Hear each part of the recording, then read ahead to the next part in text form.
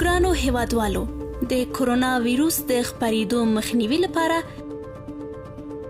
لاسونه هر ورځ څو ځله د 20 ثانیو لپاره په اوبو او صابون ومینځئ یا یې په میکروب ضد موادو پاک کړئ.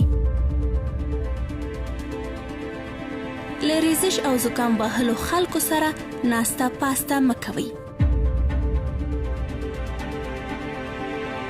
د ټوخي او پرنجي پر وخت خولې او پوزې ته دستمال یا مړوند ونیسئ. په روغبړ کې چاته لاس او غېږه مه ورکوئ او مه یې ښکلوئ.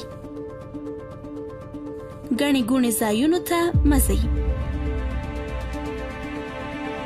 که زکام یا ریزش لرئ ماسک واچوئ.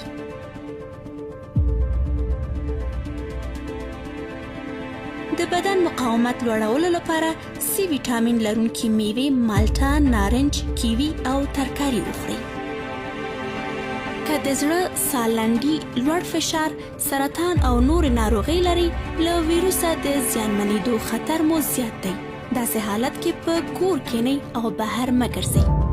په کومو ځایونو مو چې لاسونه ډیر لګیږي لکه میز، د دروازې او کړکۍ لاستي، هغه په میکروب ضد موادو پاک